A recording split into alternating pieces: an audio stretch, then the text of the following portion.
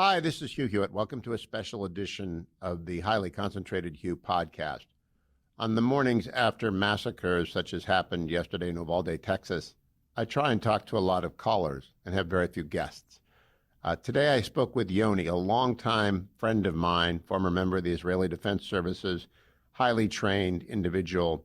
He calls whenever something like this happens, and I wanted you to hear from him. I also wanted you to hear from two school resource officers who called me, because the answer, of course, to this particular problem of innocent children being mowed down in their schools, and particularly of elementary schools, which are largely unguarded by SROs in America, relies on our will to harden those schools. We can't protect everyone. Red flag laws are useful, I think.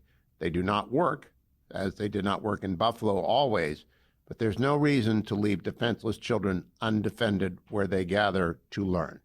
Here is Yoni and then two SRO officers. Our prayers continue for the families of the victims in Texas.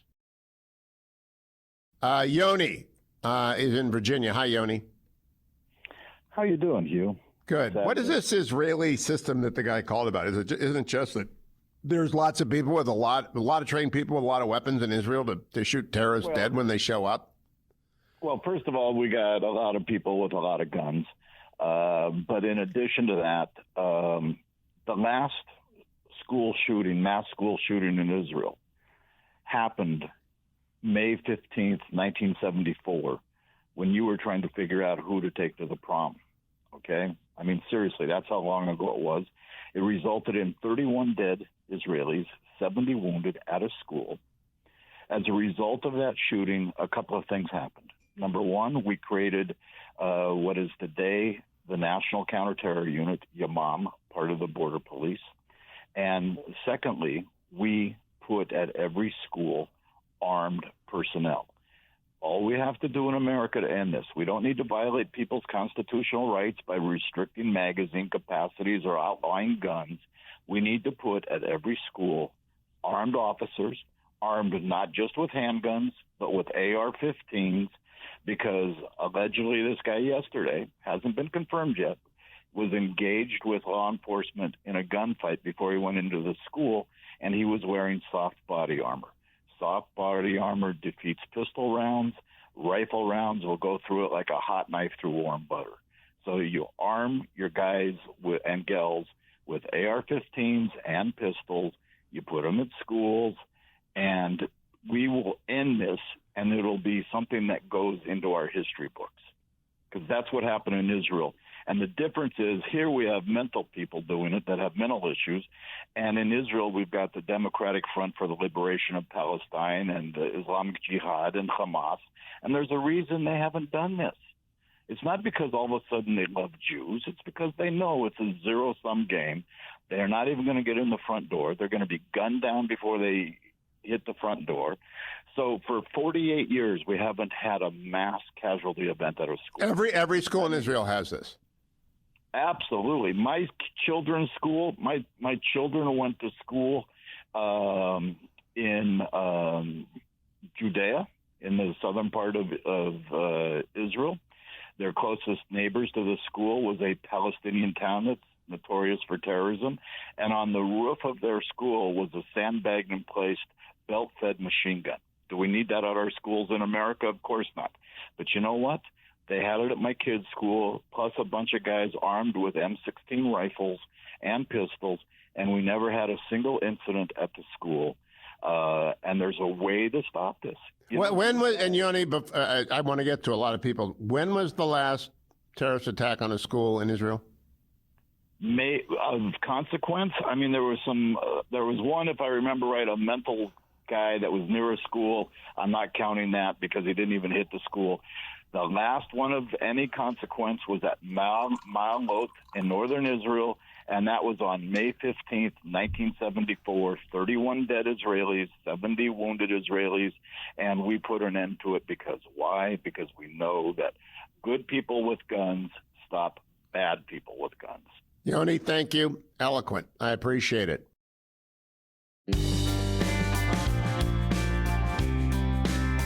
Welcome back, America. I'm Hugh Hewitt on a horrific morning because it was a horrific afternoon and evening last night, joined by Congressman Mike Gallagher, with whom I usually joke, but he is the father of a youngster. I'm the grandfather of two new grandbabies as of Friday, and one is in second grade, was in fourth grade, so I'm shocked. Good morning, Congressman. Just this morning, I want to talk to you as a congressman. You'll get a lot of calls today. To me, it seems obvious that if you use your spending clause authority, you can give the money necessary to harden schools and have armed response at every school. And I'm trying to focus on a specific problem. And you could require red flag laws. What do you expect is going to happen? Because I don't, watching Steve Kerr storm out of a press conference, the president's rather inept speech last night, or Chris Murphy swearing on the Senate floor doesn't do anything for me. There is a specific problem here. What do we do? Well, first of all, I mean, it's just impossible to express how big of a tragedy this is. I mean, as you mentioned, if you're a parent, I mean, this is the absolute nightmare scenario. And one thing that worries me, and I think it's happening to Kristen Sinema right now, is that anyone in public office who is simply expressing the horror in hearing this news, or saying they want to pray for the families, if they're not immediately going to, we're going to do X, Y, Z, they're getting attacked online. And I think that's really problematic, because we need to take time to understand the specifics of this case, whether the extent of the mental health issues that this individual had. And it seems like there was a well-established history of concerning behavior that went unaddressed. So that's an area where I feel like there is more we can do to address growing mental health problems, as well as to ascertain what gun laws he violated before suggesting that another gun law would have prevented this crisis. And I think one thing that often gets ignored in a lot of cases like this is that we do not enforce existing gun laws right now. Right. The New York red flag law failed in the Buffalo Killers case. Exactly. I just spent a half a day with the NYPD on Monday, and I asked them, what are your top concerns right now? And in addition to continuing to have their guard up with threats from terrorist groups and domestic extremists, they're very concerned about the flow of guns. And one of the biggest issues is straw man purchases. We don't do a good job of cracking down on straw man purchases in this country. So I don't know what that means, Congressman. What's that? Essentially, someone buys a gun legally, but then gives it to someone else, okay, which is illegal. And that's something we can absolutely get at today without passing another gun law. So all I'm saying is let's dig into the details of this horrific case, and let's ascertain specifically what failed in the system and what could have been done to prevent this. And then let's have a thoughtful policy response, as opposed to immediately going to demonizing someone just because you disagree with their political views. I agree with that too. I do, however, I got lots of calls this morning, and it's like call and response. There are four things that stand out: Columbine and Parkland, Newton, and now Uvalde. The Las Vegas shooter is a strange outlier case that's never been solved, because my own personal guess, and it's a wild guess, is he's deeply in debt to someone and he wanted to injure a casino. That's what I think. But, no one has ever figured that out. The Buffalo shooter is a white supremacist at a random soft target. It's impossible to harden every target in America, but protecting innocent children in their classrooms, those who don't even know how to respond, I mean, they're too young. That seems to me to be the problem set. And it seemed to me that the federal government spent $6.8 trillion last year. And if it costs $45 billion a year to harden schools, meaning armed officers, the spending clause is available to you guys, provided that the local, I don't want to pass a federal law telling you who to hire. I don't want another TSA. But you can offer to every school district the money necessary to hire those two officers for every school. Well, I did get this last night from a buddy of mine I served with in the Marine Corps who works for the FBI now. He pointed out that under current federal law, all retired law enforcement officers of any department can carry weapons as long as they continue to meet their department's qualification standards.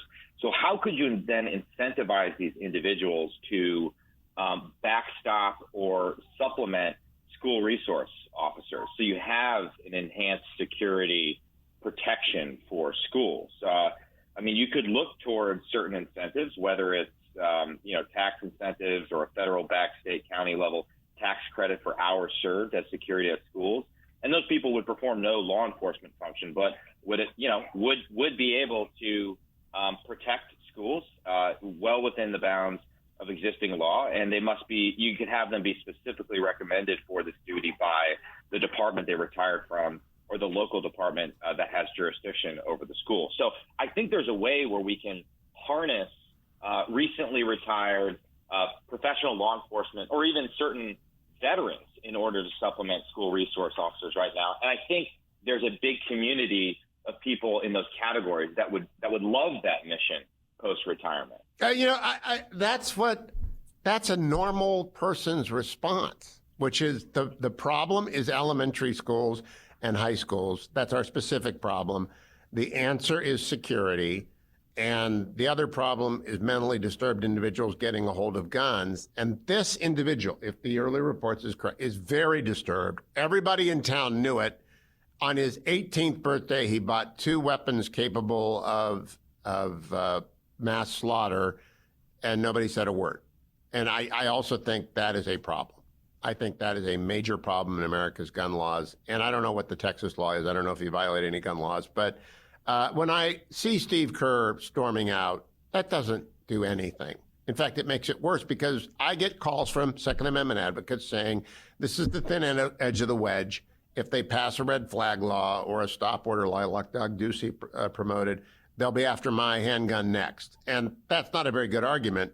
And you're not a lawyer, you're a PhD, but strict scrutiny under Heller, if it is strict scrutiny, would not allow that. And I just try and tell people that, but you can't talk about this issue without both of the extremes coming at you like you're trying to take away their weapons or you're in favor of slaughter.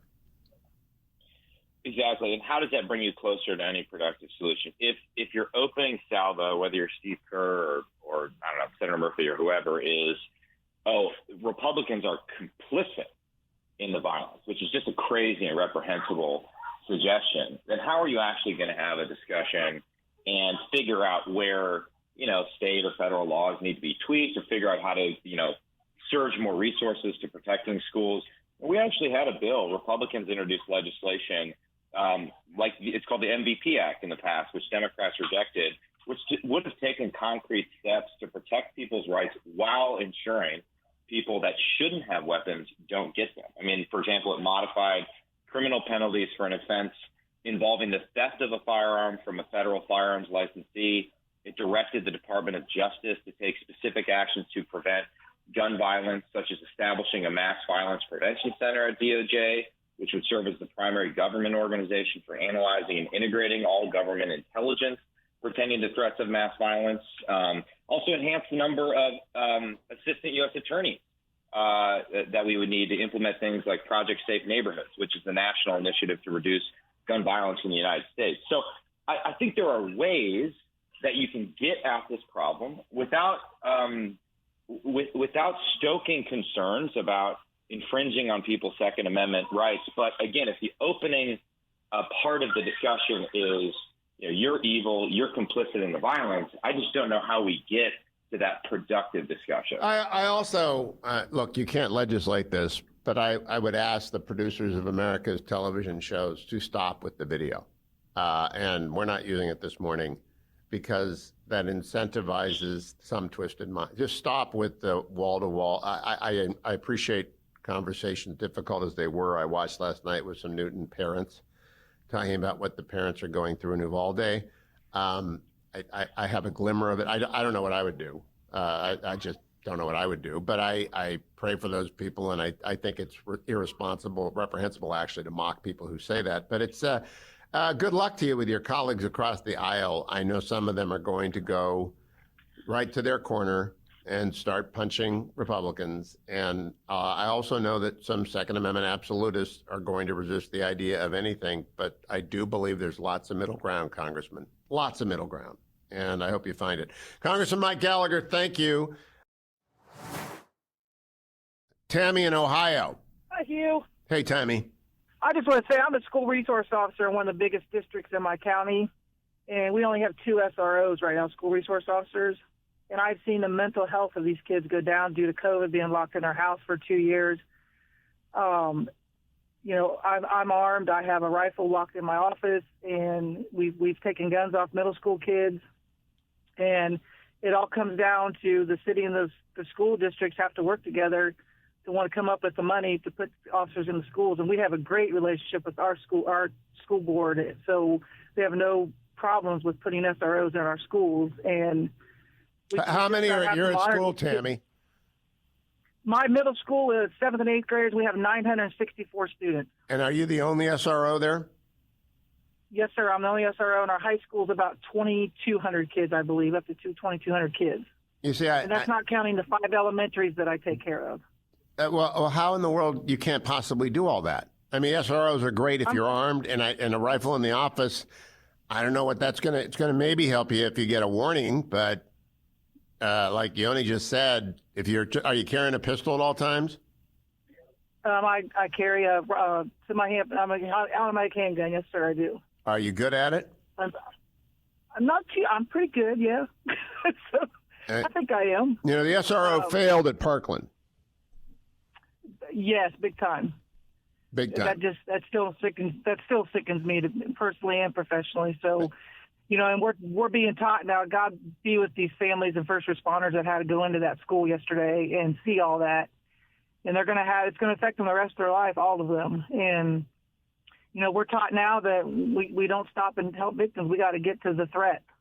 Good for you. We got to stop that threat. Tammy, God bless you. If that ever comes, should hatred and evil come your way, Godspeed to you. Thank you. I want to remind you that our sponsor is andrewandtodd.com. They're with Sierra Pacific. They lend you money to refinance your house or buy a home or help your son or daughter become investors in real estate by becoming a non-occupying co-borrower. They help senior citizens with reverse mortgage. They help veterans with no money down mortgages. They help you refinance. So if you need to get money out of your house or you need a whole new house, go to andrewandtodd.com or call them at 888-888-1172. David in Georgia, where last night Brian Kemp, and Rasberger both won renomination by the Republicans handily.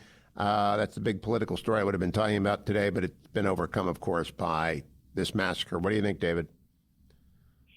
Well, I can tell you through my experience as a school resource officer that we have a lot of problems with this issue. There's no easy solutions. We could probably talk all day about different aspects of it. But red flag laws are not a solution that will solve many, if any, of these problems, and they're fundamentally flawed. I haven't seen one that doesn't have extreme due process concerns. Well, I looked at the Arizona draft, and I was persuaded that that was constitutional, but of course the due process clause would apply to any statute that passes, as would the Second Amendment's Heller standard. But David, as an SRO, what do you carry in the school? What weaponry do you carry? Glock 17 primarily. Some of our officers were also equipped with AR rifles, semi-auto rifles. If you had been at that school, could you have stopped that killer? Yeah. At what point? Do you want to? It's hard to really discuss it in depth when so few facts have come out. Well, yeah, I'm just curious, how big is the school that you protect? And by the way, thank God for you and your colleagues. We need more of you, and we need more weapons with you, and we need serious hardening of entry and exit from schools. And that's really the biggest problem. I work in the largest school district in the state. We have tons of schools, tons of students. Hardening the schools is a difficult issue. There's 2 SROs in every high school, 1 SRO in every middle school. There are a few elementary school officers that are scattered around that cover the multitude of elementary schools in each of those high school clusters. So there's not one in every school, unfortunately. Well, I mean, let's start there. Why not? Well, it comes down to money. Of course it does. So many other potential solutions. And the federal government spent $6.8 trillion last year. Can I ask you, David, what do you make a year? About $60K. And with your benefits, what do you cost? I'm sorry, say again? Add in your benefits, does that make it $90K, pension, retirement, medical? No, 60K, $60K with health insurance. Okay, I'm here to tell you, we can afford this. We can afford to. There are 131,000 K through 12 public and private schools. We can afford this. I went to the airport the other day. You know how many TSA people we have? We have 47,000 TSA people that cost about $7 billion a year. So I did the math. Even if we paid TSA rates for the 2 SROs, it would cost about $45 billion to put 2 of you at every K through 12 public and private school in America. We can afford this.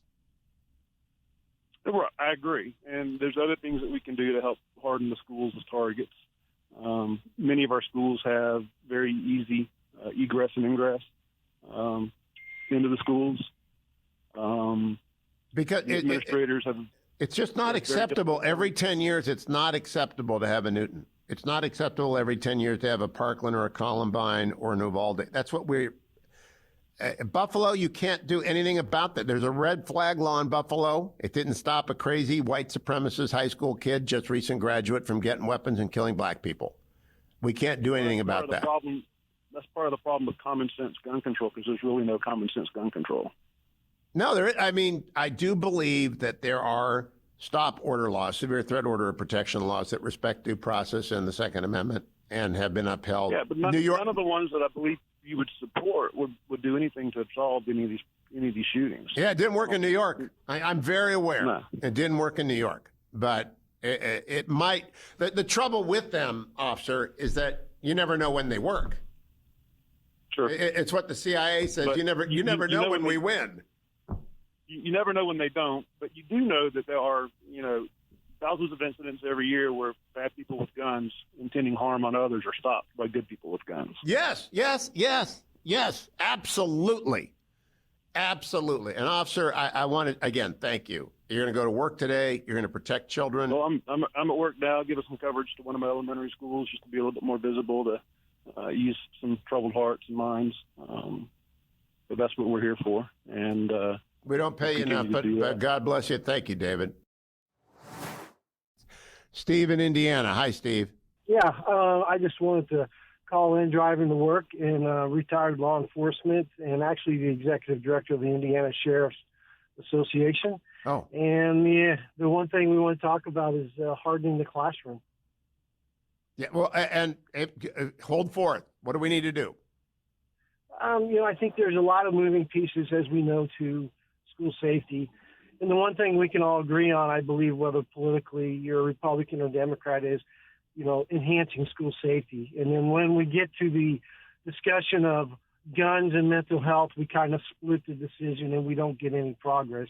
But in the end, you'll find out that hardening the classroom, that's the last place where, kids are going to feel safe, teachers are going to feel safe. And by simply just having a door rating system that investing maybe a couple more $100 where you're having a better door with a ballistic rating, lock rating, and a hinge is enough to save lives. As you see, sometimes many of these shooters, Parkland and this one, they go from classroom to classroom. And just by changing that door out is going to create a safer space. Steve, God bless you. That's the most coherent thing I've heard. This, I'm a civilian. I don't know anything about hardening schools. There are professionals, and you are the executive director of the Indiana Sheriff's Association? Yes, sir. Do you have do you have experts at I saw a lot of experts on TV last night, and they didn't tell me anything. You just told me more than everyone I've heard on TV in this show today.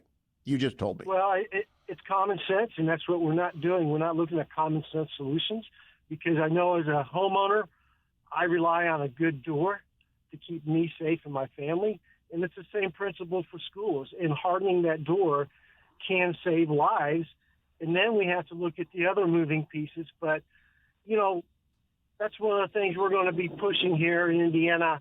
We have legislative meetings coming up, but, let the parents decide if they want to invest a little more in their schools. Steve, amen. I don't know where the money comes from. We got lots of money. We're spending money like we're printing money. We can put doors on school classrooms that automatically close and protect. God bless you, Steve. Good call.